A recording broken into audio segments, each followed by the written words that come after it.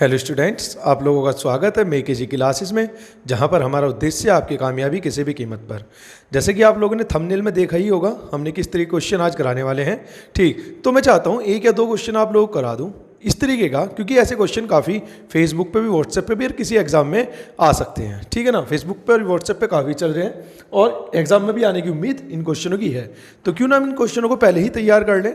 ठीक, क्योंकि प्रॉब्लम ये है कि कोई एक पर्टिकुलर क्वेश्चन की तो सभी एक डिजिट याद कर लेते हैं कि भाई ऐसा आया तो इसमें यहाँ रख दूँ, ये रख दूँ, 4 डिजिट याद कर लिया, आंसर आ गया। लेकिन बात यह है कि एक पर्टिकुलर क्वेश्चन आए पेपर में, ऐसा तो कोई ज़रूरी नहीं है, तो क्वेश्चन कुछ भी आ सकता है। तो इस कॉन्सेप्ट के क्वेश्चन को किस तरीके से हम फटाफट कर सकते हैं और मैथ के मेथड से कैसे कर सकते हैं, तो उसके बारे में बात करते हैं। तो देखो, ऐसे क्वेश्चन को सॉल्व करने का आसान सा तरीका है।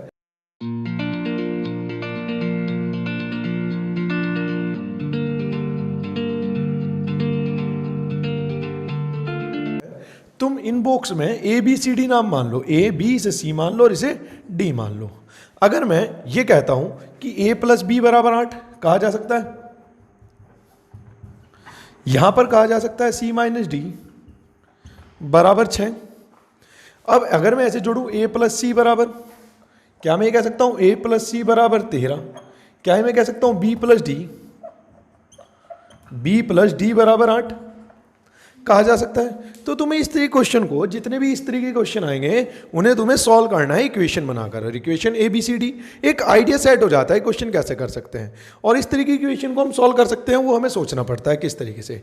अब देखो, अगर मैं यहाँ पर इन इक्वेशन को जोड़ दूं, a plus B plus C plus D, इस पूरी इक्वेशन को जोड़ दूं, तो क्या मुझे यहाँ पर प्राप्त होगा a plus B plus C plus D बराबर 21, जबकि a प्लस बी का मान 8 पता है मुझे, जो इधर लेके जाऊंगा तो c प्लस डी बराबर 13। अब जरा ध्यान से देखो, मुझे c प्लस डी भी पता चल गया 13 और c माइनस डी भी पता चल गया 6, तो क्या मैं c और d का मान आसानी से निकाल सकता हूं? तो इस कॉन्सेप्ट का यदि कभी भी क्वेश्चन आप लोगों के सामने आता है तो उसे हम इक्वेशन से सॉल्व करेंगे, क्योंकि जरूरी नहीं कि हमेशा प्लस या माइनस से क्वेश्चन आए, गुना भाग से भी आ सकता है। तो हम हमेशा कोशिश ये रखेंगे कि इस तरीके कोई भी क्वेश्चन हम जो सॉल्व करेंगे वो केवल और केवल इक्वेशन से सॉल्व करेंगे, टाइम वेस्ट नहीं होगा और तेजी से हम इस चीज़ों को कर सकते हैं। जैसे c के बारे में निकालना है तो c दोनों जगह प्लस है, तो योग का आधा, तो c का मान ये हो जाएगा 19 और 19 का आधा कितना हो जाएगा तुम्हारा 9/2, 9.5 यानी कि 9.5।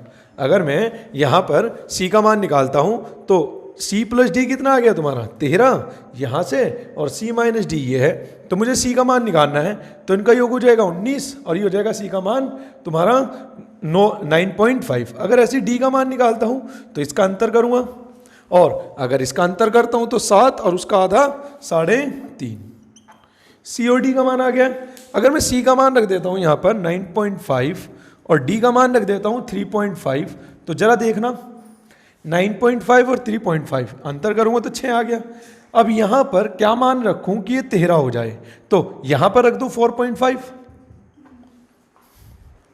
ठीक 4.5 नहीं 3.5, सॉरी 3.5, और ऐसे ही 3.5 में ऐसे क्या जोड़ू कि 8 हो जाए, तो ये रख देता हूं मैं यहां पर 4.5, तो आ गए सबके मान। तो इस कॉन्सेप्ट के जब कभी भी तुम्हें क्वेश्चन मिलेंगे तो हम हमेशा इक्वेशन से सॉल्व करते हैं। इसी वजह से मैं एक क्वेश्चन आपको गुना में भी करा देता हूं, क्योंकि उम्मीद है कि इस तरह क्वेश्चन अब आप लोगों को पेपर में दिखाई देंगे। ठीक, तो अभी तक आपने प्लस के क्वेश्चन देखे होंगे, तो मैं एक क्वेश्चन आपको इसी में ही गुना का भी करा देता हूँ इक्वेशन से कैसे करना है। तो देखते हैं क्वेश्चन क्या है। तो चलिए, इसी के तरीके के एक एग्जाम्पल और लिखा मैंने। ठीक, क्योंकि अभी तक तुम लोगों ने शायद जो क्वेश्चन देखे होंगे वो प्लस माइनस में देखे होंगे, लेकिन मुझे लगता है कि अगर एग्जाम में क्वेश्चन आएगा तो प्लस माइनस और गुना सब में आ सकता है। तो इसी वजह से मैंने एक एग्जाम्पल लिख दिया यहाँ पर जिसमें प्लस माइनस और गुना सब है। तो करना कैसे है, वही कॉन्सेप्ट अभी बताया है, हम इक्वेशन बना के सॉल्व करेंगे। जैसे इसे मैं ए मान लेता हूँ, इसे बी मान लेता हूँ, इसे सी मान लेता हूँ और इसे डी मान लेता हूँ। तो कुछ नहीं करना है, क्या मैं ए प्लस बी बराबर 8 लिख सकता हूँ?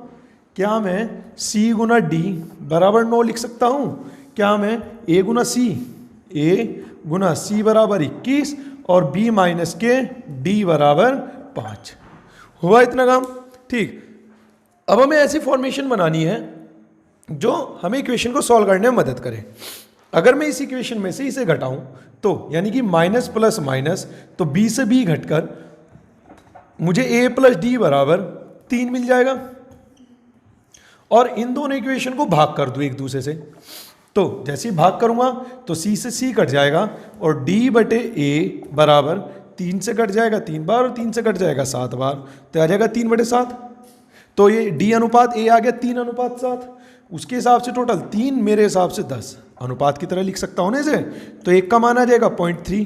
तो इसका मतलब अगर मैं 1 का मान 0.3 आ गया तो 3 का मान हो जाएगा 0.9 और 7 का मान हो जाएगा 2.1। वैल्यू पुट करते हैं। डी का मान, ए का मान तो आया 2.1, तो यहाँ पर लिखा 2.1 और डी का मान आया 0.9, तो ये आ गया 0.9। तो सी का मान क्या रखूँ कि 21 हो जाए, तो सी का मान 10 रख देता हूँ, हो गया 21। अब यहाँ पर बी का मान क्या रखूँ कि 8 हो जाए, तो ये लिख देता हूँ 5.9, हो गए सबके मान। देखो इसे जोड़ूंगा तो ये आ जाएगा 8, इसकी गुना करूंगा तो 10, 5.9 में से घटाना है 0.9 तो ये आ जाएगा 5। कंडीशन सेटिस्फाई होगी। ठीक, तो इस तरह क्वेश्चन के आने की अभी उम्मीद है, तो इसी वजह से मैंने इन क्वेश्चनों को आप लोगों की इक्वेशन से करना, सॉल्व करना बता दिया है। आगे और इसी तरीके की ट्रिक और आने वाले नए क्वेश्चनों के बारे में सीखने के लिए हमारे चैनल को सब्सक्राइब कीजिए। जो अभी हमारे चैनल पर नए आए हैं उन्हें चैनल को सब्सक्राइब और लाइक सभी को करना है। तो बने रहिए हमारे चैनल में किसी क्लासेस से नए कॉन्सेप्ट के लिए।